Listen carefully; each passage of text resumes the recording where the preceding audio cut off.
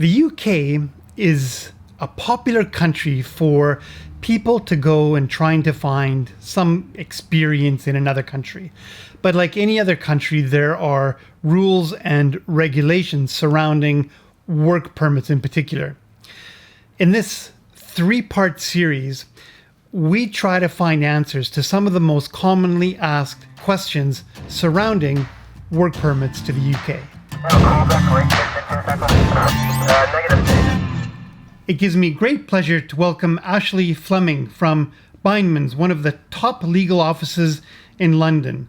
Ashley specializes in immigration, asylum, and nationality issues for the UK, and she joins us to go through some of the most commonly asked questions about immigration to the United Kingdom. Ashley, welcome back to the Canadian Expat. Thanks, Alan. It's good to be back with you again. Let's continue on with our questions here. How long are work permits normally valid for? Okay, so that's a good question. It largely depends on the type of visa you're applying for. So if we look at a Tier 2 general visa, which is where you're sponsored by your employer, your visa length will very much depend on how long the employer wants you for. Right. So say, for example, you're on a fixed term contract, then usually it will be granted, a visa will be granted for the length of your contract plus a couple of weeks at the end of that, just to give you time to sort yourself out. If you were going for something like a ancestry visa, then you will be given 5 years, a 5-year visa to come and live in the UK. Which at the end of that, if you still wanted to live here, then you could apply for something called indefinite leave to remain, which is when time restrictions are lifted on your length of stay.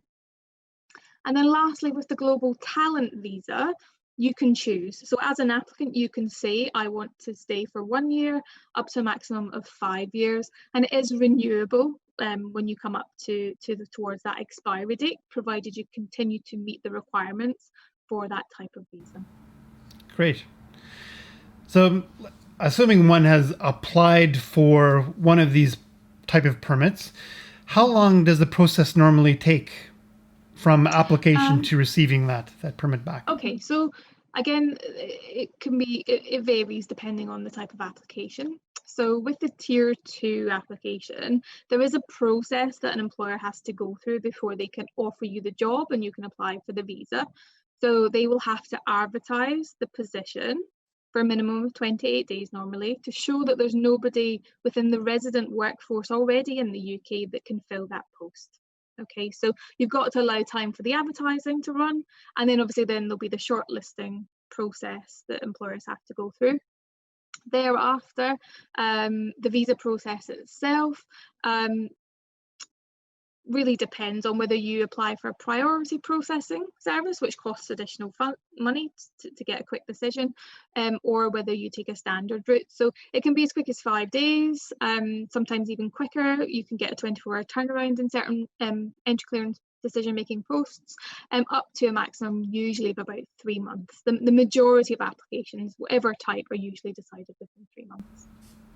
So relatively quick, actually. I think the Canadian immigration process normally takes quite a bit longer. So that's interesting. Yeah. So assuming that I'm not in the UK, do I need a job then prior to applying?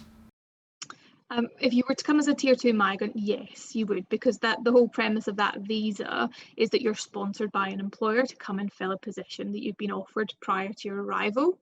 But with the ancestry option and the global talent option, you do not need a job offer in the UK. With ancestry, you need to basically say you're willing to come to the UK and work, and then you show that you've got enough money at least to support yourself initially before you find that job.